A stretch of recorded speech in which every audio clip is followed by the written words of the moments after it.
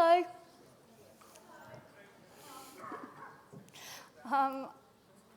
I've been asked to talk about shrinking the smirch, which people tell me is a rather odd title when talking at an MS event. It's actually a title stolen from the book I published earlier in this year, which is a whole collection of ideas that have been in my head for probably 9 or 10 years now.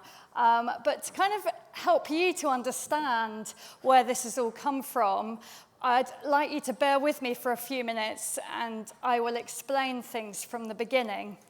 You know, like cigarette packets nowadays come with a warning, don't they, on the packet that says may cause serious diseases. I think probably my approach to MS and other things should come with a bit of a warning, which is this isn't everybody's cup of tea.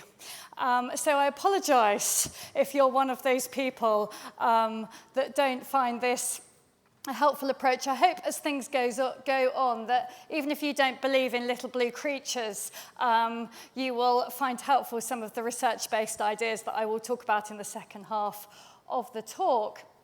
So, shrinking the smirch, where did it all start? Well, this represents me. I was one of the people on the front row there, obviously not the bald-headed people. This is me in the very early stages of my career. Still quite bright-eyed and bushy-tailed and enthusiastic, and I used to very much appreciate and enjoy the fact that I went to lots of lectures on things to do with neurology and was very much kind of up for hearing it all. Those of you that know me personally will know that focus and concentration is not one of my strengths. My mind wanders terribly fast these days and I find it hard to stay on target. And it was about then that this started happening. So after a while, I started to listen to the lectures I went to in a slightly different way. And I started to listen to very eminent, great neuropsychologists, neurologists talk about things like MS in a way that said MS impacts bladder function, MS changes walking, MS upsets family members, those sorts of things. And as my concentration waned, I thought, well, there's an interesting thought. If you came into this room that they were talking in and you didn't know that MS stood for multiple sclerosis, maybe you would think that MS was a completely separate creature to human beings. And so this started to play around in my mind a bit, and the image that popped in my mind, was this one. A kind of irksome type creature, nothing too demonic, there to kind of annoy people. You know, if this is the thing that impacts walking and bladder and visual processing, maybe it would look a bit like this. And I thought, well, as my mind started to wander more and more in my lectures, I thought, you know what, if this creature had such a diverse way of impacting people's lives, they probably wouldn't be satisfied with just lurking behind the corner like that. They probably would want a little bit more attention and would perhaps come to the front of the stage like that. Well, as time went on, I knew it was probably time to take a career break when this image popped into my head. And instead of a neurologist talking to me or a neuropsychologist, I had a MS creature, or what later got called a smirch. So that really was the beginning for me of shrinking the smirch. This idea that if there was a separate creature causing your distress, and we all have distress, whether we are living with MS or whether we are a family member of someone with MS or whether we're just somebody else here for a different sort of reason. We all have, as part of the normal human condition, we all have tricky thoughts and feelings from time to time, depending on what's happening in our lives. So I started to think, well, whilst for many of us we can't get rid of this creature or this smirch, that was the name I came up with so that people didn't know what it was and they could create in their heads whatever they wanted their smirch to look like. So that's my one, Kevin. Sorry, Kevin, that's nothing to do with you. He's always been called Kevin, not Kevin I met at lunch. Anyway, you know, you can have your own Kevin or whatever, and a smirch just means a smudge, so something that makes life feel slightly less good than it otherwise could be. So I produced a workbook with lots and lots of ideas about shrinking your smirch, but what I'd like to do today, go back on that, is just talk about a few of those ideas and start to think about, actually, yeah, we're living with these things that make life a bit tricky, but are there things we could do that might shrink the impact that these smirches, whether it's an MS smirch or another kind of smirch, have on our lives? So we've all had the privilege of sitting through some really excellent evidence-based research talks this morning. So I wonder if just perhaps for 5 or so minutes you could suspend your evidence-based brain. I know that's harder for some than others. And imagine that there really are little blue irksome creatures living in the world. And I just want to talk a little bit about what might they be like then if there were such a thing. And that's a kind of slightly depressing bit, I guess, because that's all about their power and getting one over us as human beings. But then I want to turn it on its head and think about whether there are things that we could put in our resource bag that would perhaps shrink the impact that they have on our lives. So you all right with that? Suspend your sense of reality just for a bit. I'll tell you when you can come back. Right, so if these smirches were really great, they would definitely have a CV, wouldn't they? CVs are a concept that really interests me. I always think you can tell a huge amount by someone's CV. You know, there's the really lengthy ones where their letters and achievements are actually longer than their actual what they're going to tell you, aren't they? But I think a Smirch CV would definitely be like that. And whilst they're all different, and certainly your smirch is going to be different to mine and probably the person sitting next to you, I think they share some pretty central characteristics. So these smirches, they're all accusing, aren't they? They like you to feel maybe you've done something wrong. Maybe it's something to do with you as an individual, that the reason that you're living with a smirch. They want you to worry about the fact that it might impact your children or grandchildren. And they're exceptionally self-absorbed. They're really only happy when you're thinking about them and their impact on your life. They like to be controlling, and they like you to feel that they have all the control and you have none of it.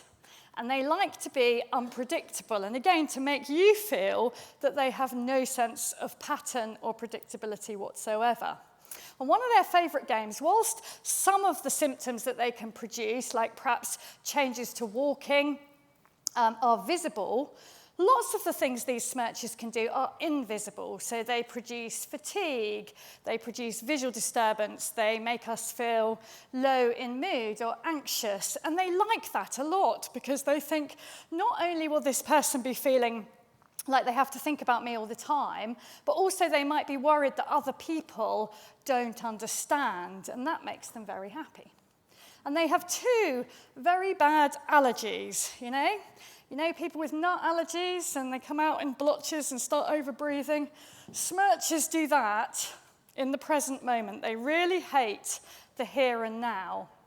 They're much more fond of getting people to think about the past, regretting things that have happened, focusing on all the good things that they've lost, and they like people to be focusing on the future and all the worries that might come along. That's their favourite thing. So they hate it when people focus on enjoying what's right in front of them right now. They also hate kindness. That brings them out in a very stripy rash. They hate it when people are kind to each other, and they hate it especially when people are kind to themselves. They much prefer it when people are beating themselves up and telling themselves that they're a failure and noticing all the things they've done wrong. That's their best point. So, really, what a smirch is about is making you not do anything that's going to help you physically or mentally. That's their game, essentially. Keeping you away from good relationships and making you notice all the things that are bad and that you've lost in your life. That's their game. So, they've got a big bag, as you can see here with Kevin. I'm going to feel really guilty calling it Kevin all the way through now. He's got a big bag of equipment, and in his equipment bag, he has lots of different things that help him to annoy human beings. So one of the things that he loves very much is his Smirchy pod right in the middle there.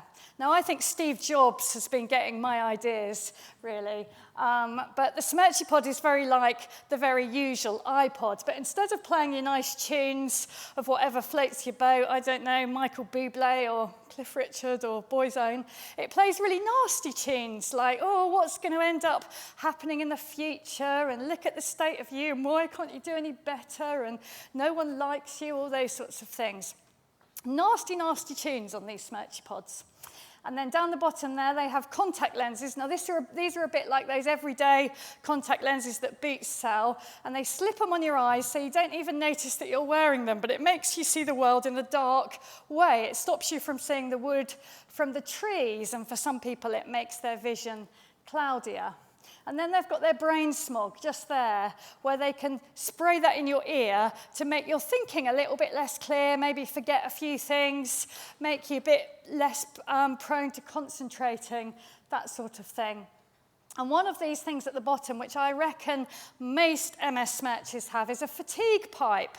So whilst you're happily sleeping, they come along and they stick a fatigue pipe on your finger and suck you of all the next day's energy so that when you wake up, you feel completely shattered. Does that ring any bells? Good. Right, so that's them. That's Kevin and his big bag of equipment of things to trouble human beings. And they also have a handbook. So as is only right, and Michael Gove would approve, all Smirches go to school. And they spend heaps of time learning the Smirch Handbook off by heart. And they're not actually allowed to leave Smirch school until they know it all off by heart. And one of their favourite chapters is about thinking, because they know that the flawed human condition, the control centre is right there in the brain about what you think about things. They know this is really important. And if they can trap people into their heads thinking quite negative things, they know really they have a lot of control. So they play you these kind of tunes. You can see there one particularly irksome Smirch playing that poor human being. Some depressing types of tunes, like this is the beginning of a bad phase, your pain's only going to get worse, no one likes you, stay in, give up, those kind of nasty, irksome tunes.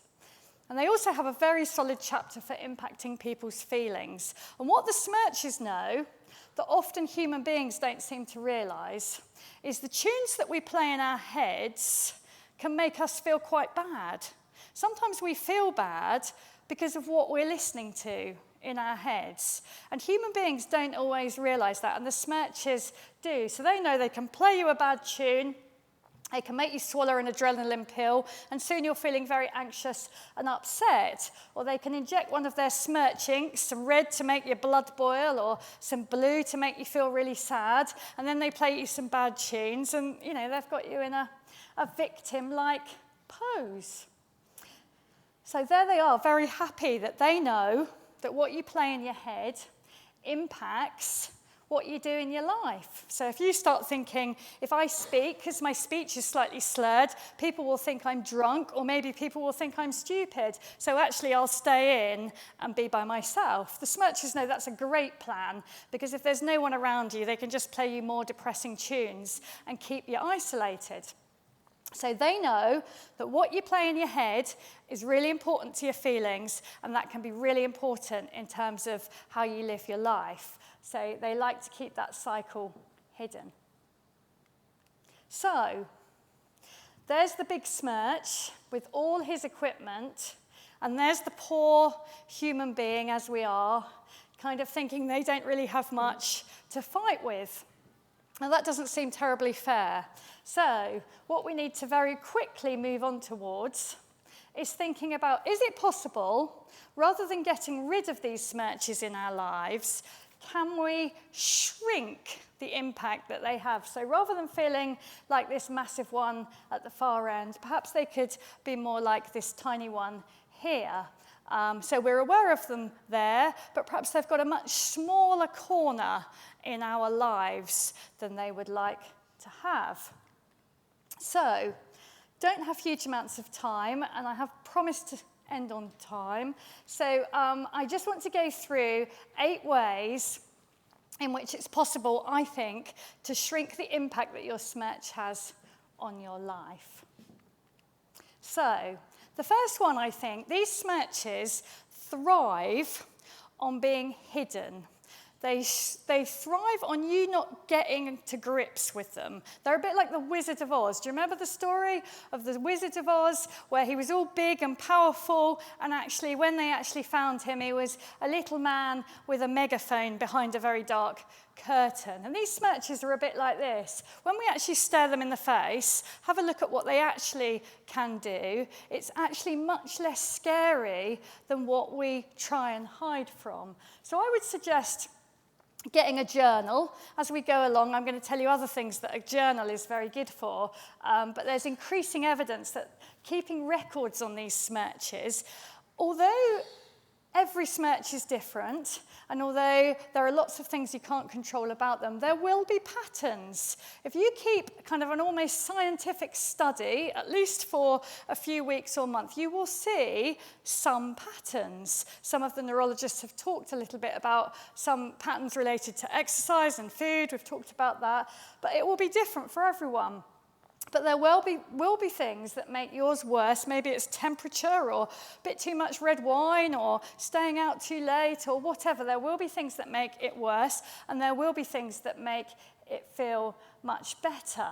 So keep some really decent records. I'm a big fan of looking on the internet. I think there's marvellous amounts of stuff on the internet, but there's also some really dangerous blogs. You know, there are some people with MS, as there are some people without MS, who just sit on their computers all day, putting out doom and gloom and sucking the fun out of everybody's lives, really. And I think if you start to get tuned in with some of these more negative ideas, then you can end up with your smirch having many more ideas than they did have in the start. So just stick with a couple of really reliable evidence-based websites and try not to look at too much else.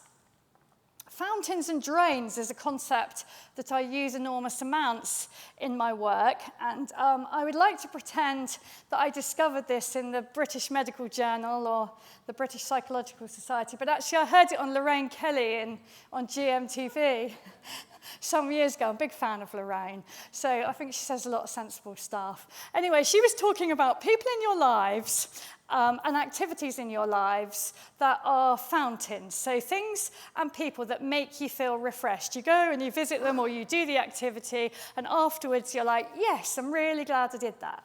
And then there's the drains, aren't they? I mean, are you like me? Do you have those people in your life where you feel quite bouncy, a bit of a spring in your step?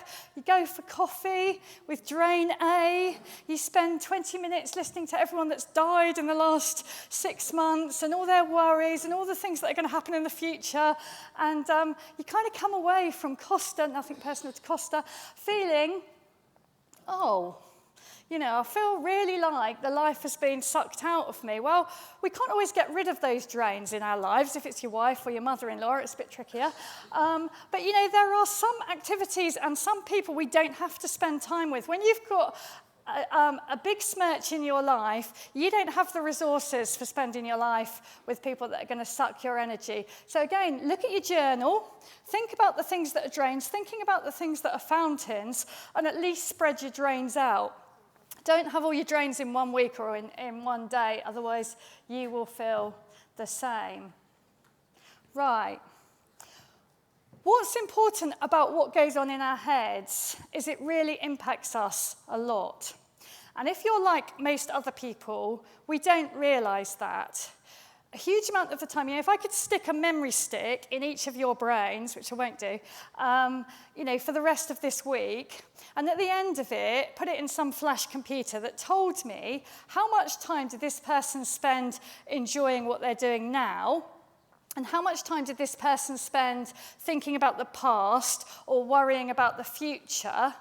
I wonder what the percentages would be. On a good week, I suspect I spend 10% of the time in the present moment, 90% in my head, planning, dreaming, worrying, stressing, thinking, all of that stuff, but constantly caught up in my head. The problem with that is all the time we're caught up with our smirchy tunes, whatever they are, the smirches are very delighted because they know that you might as well be living your life with a bag on your head and cotton wool in your ears. You won't be getting a single bit of pleasure out of life because that book you're reading or that fountainous friend that you're with or your children laughing in front of you or even a beautiful Caribbean sea is kind of wasted because you're so caught up in your head that you're not getting any pleasure from it at all. And we all have our top tunes, don't we? I don't know if you're aware of what yours are, but the Smirches are well aware what a good tune is to hook you in to your head. Maybe it's worrying about where your MS Smirch will take you in the future. Maybe it's pointing out to you how rubbish you're feeling. Maybe it's pointing out to you what other people are thinking about various aspects of your body or your life. A lot of not good enough tunes, not as good as other people. And you need to become aware of the way that you're winding yourself up. What things are you playing yourself that isn't helping?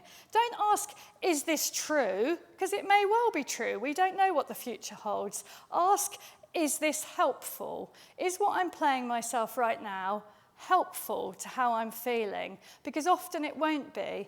And then start to notice what the Smirches know well, which is what I'm thinking has a really significant impact on what I'm feeling, and what I'm feeling changes what I do. And that's a really important loop to notice your own patterns. And again, if you start journaling and actually noticing some of these things, you will see patterns in your own life. They'll be different to the person sitting next to you, but whether you're someone with MS, a health professional, or a partner or family member, we all have tunes and we all have patterns. And sometimes just noticing them can be enough.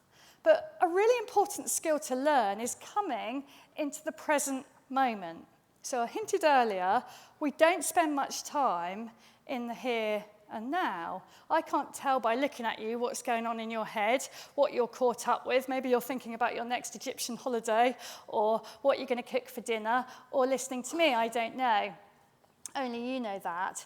But if we just paused, and I will shut up for 30 seconds, what I want you to notice is what you can hear and what you can see and how your body feels that you hadn't noticed when I was talking. Okay, can we just do that for like 30 seconds? Have a listen.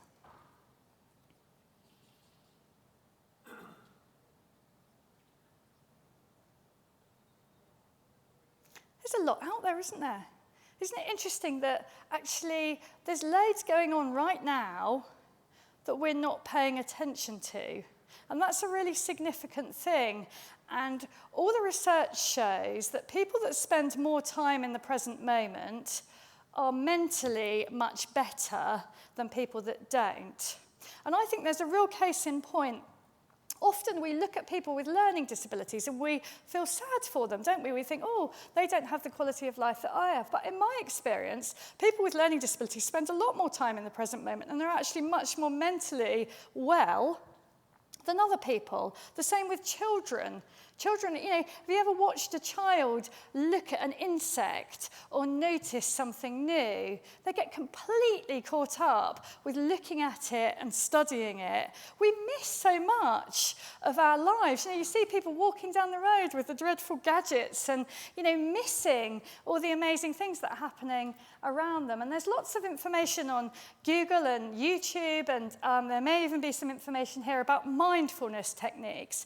And I think lots of people have taken those ideas and made them much more complex than they need to be. Because all mindfulness is, I call it connection in my workbook. It's about connecting to the here and now, rather than being distracted in your head really noticing what's going on. And, you can look up some of those techniques which will help you. CBT stands for Cognitive Behavioural Therapy. ACT stands for Acceptance and Commitment Therapy, which I'm a really big fan of. And a lot of their stuff is around how we can manage our distress and by spending more time in the present moment. It's a really worthwhile thing looking into. But just trying to get yourself to notice being in the present moment. And if anyone wants to talk to me about that afterwards, I will point you in the right direction. But if not, just put mindfulness or present moment into Google or YouTube and you will find loads of helpful stuff. So that's the first thing. If you take nothing away from today, notice your tunes. Name that tune that is playing in your head for a lot of the time. And then the emotions. These MS Smirches are great masters of emotions. They produce a whole range of different types of emotions. And that can be to do with the lesions in the brain. In the same way that a lesion can impact bladder or walking, lesions can make you feel very low in mood. So that's the first thing to be aware. Medication can often help in those cases. But talk to people. There is no shame in experiencing mental distress. And what we know, the more people talk about it and put it in the open, the less it impacts them. Use your journal. There's good evidence that if you really write what you think and feel on a regular basis, 2 or 3 times a week, that is better than seeing a therapist. Don't tell my colleagues I said that. But just writing out stuff in a really honest way without people judging you is really helpful because it's not caught up then. It's not in your head, and the Smirch can't use those tunes to taunt you. It's like taking the curtain away again. And one of the problems with negative emotion is it often isn't the depression or the anxiety that is the problem. It's our panic in response to it. So what kind of happens? If you jump up and down or wave your arms about a lot, which I won't ask you to do, your heart will start beating and you'll start sweating. That's exactly what happens when you feel anxious. It's the same bodily response in many ways. But what happens when we feel anxious is we play different tunes because we get that feeling and we think, oh no, I'm going to have a panic attack, or I feel really anxious, or I'm not going to cope with that. And if you can start to notice that link, and the same with low mood, you wake up feeling like life really is very tricky and you can't really be bothered to deal with it. And actually often it's not that feeling that's the troublesome one. It's then the tunes that you overlay it with, which is like, oh my goodness, this is a beginning of another phase of depression. I won't cope. People will think I'm weak. All of those things. So if you can just start to notice how much is the pure emotion, how much is your struggle with it, which is causing you difficulties. And I talk to people about notice when your struggle switch is on, when you're all tensed up and kind of working against yourself, and just at least relax your shoulders and take some deep breaths and try and come slightly removed for it. I talk to people about a technique which some people would call expansion. So the sense that actually when you're feeling anxious or any kind of negative emotion, rather than putting your struggle switch on, imagine you're a really interested, clever scientist, and that, for the best essay on whatever you're feeling, you'd get £1 million. So just think, where is this feeling? What colour would it be? What size would it be? Is it pounding? Where in my body can I feel it? And just coming out of yourself and looking at things in a slightly objective way, as if you're explaining it perhaps to your neurologist, actually gives you a real sense of relief. It's worth trying that. So who here has fatigue? That could have been one of my questions for the thing, couldn't it? Okay, maybe that doesn't make any sense. One of the things we did in West Sussex, just as a bit of a game really, lots of people would tell me one of the really difficult things about having an MS Smirch is fatigue. But they said one of the second worst things about having an MS Smirch and having fatigue is when people say to you, how are you? And you say, well, I'm all right, but my worst symptom is fatigue. They go, oh yeah, life's really tiring, isn't it? Have you had that? Oh, kids are really exhausting, work's really hard. And you're thinking, you really don't know what neurological fatigue is like. So what we played with a few people that seemed to work is when people say to you, what's your worst symptom at the moment? And you go, fatigue. And then they go, oh, I've never heard of that. And then you can say, well, you wouldn't, because it's only what people get if they have a neurological type condition. And that at least makes you feel like people are listening to you slightly harder. These Smirches love their fatigue pipes, and they have whole heaps of tunes just to keep you really tired. You know, you must change your bedding once a week. Who does that? It's weird. You must clean the upstairs of your house. You must hoover every day. All of those things, when actually you could be down Costa having a coffee with a fountain, and actually you're like, you know, using all your resources up, doing something that's really quite meaningless and pointless, like cooking a homemade cake to impress the neighbours. Buy one from Marks and Spencer's, ruffle up the top. When you give it to them, say, I hope it's moist enough. It works every time. People think you've made it. There's no need to make cakes. We know this stuff. The OTs are very good at it. There's some really excellent literature on both the Society and the Trust stands about managing your fatigue. But again, if you keep a journal, you'll get a much better idea about how to pace yourself, what's too much for you, what's too little, because fatigue really impacts your mood and other things as well. I love my iPad and I love my iPhone, and they're two of my favourite things, but actually they have a real capacity for pulling us back in our heads. You know, there you are sitting by the Caribbean on your sunbed and it goes beep.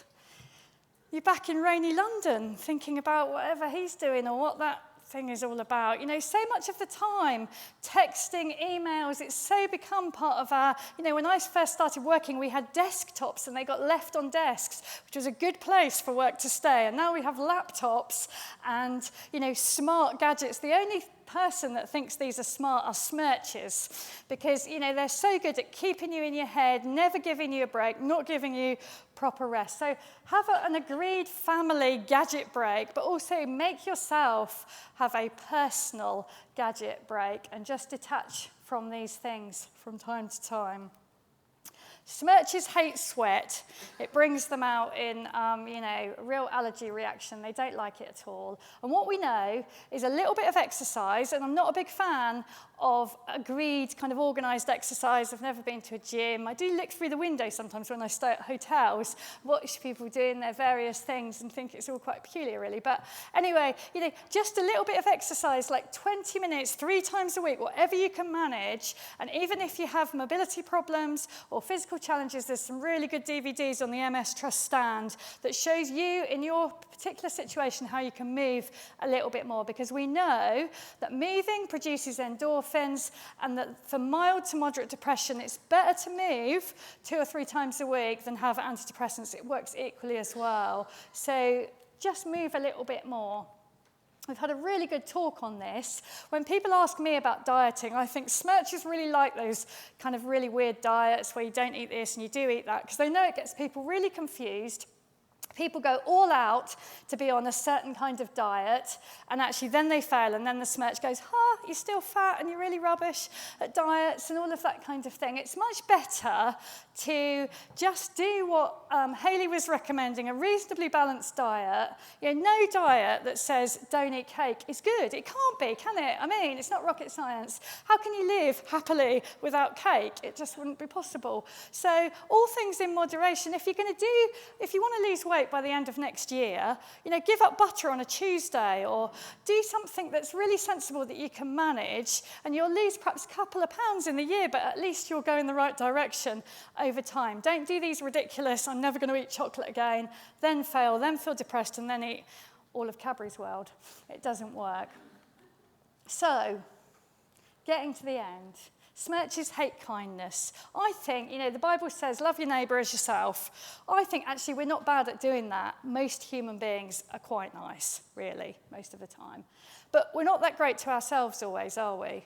You know, I always say to people, would you treat your friend like you treat yourself? Sometimes I'm horrified. 1 month I wrote down every negative word that people I worked with or hung out with or spoke to said about themselves. And it included things like, you know, fat, ugly, lazy, psycho, sado, all these sorts of things that people say about themselves. And it's like, would you say that to your best friend, you fat, ugly, sad psycho?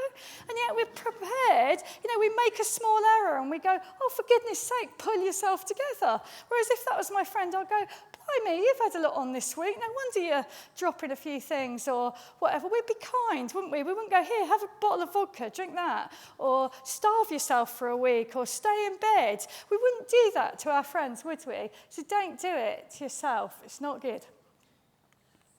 Right, these are the questions that the Smirch dread you asking. Could anything good come out of living my life with a Smirch? And my new friend Mark told me a very good thing. He said you get lots of things half price when you've got MS, including the best tickets at the Royal Albert Hall, was it? You know, he said lots of things that are good have come out of living my life with an MS Smirch. Not always easy to see it that way, but for all of us in every challenging situation, there will be positives that have come out of that situation. Maybe you can learn new things. And keeping a gratitude diary is a new bit of research that if you write down every day 5 things that you're grateful for. Now, that might be a good partner, a warm house. One man said the only thing he was grateful for one day was finding 50p on the floor. But it was a start. He had to work really hard at finding good things. But there are good things in all of our lives if we live in the West, as far as I can see. So have a go at that, because over time, our brains learn to look for the positive instead of the negative. And then the Smirch has slightly less tunes to play. So, what I hope you can start to feel, even though we've only gone through 6 ways to shrink your Smirch, is perhaps if you start doing some things, thinking about things in a different way, noticing these Smirch tunes, perhaps your Smirch can begin to feel like that, and your bag, with your cheerful pen there, can make things feel slightly more bearable.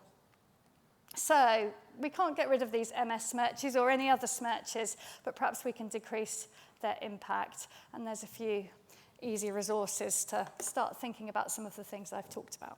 Thank you.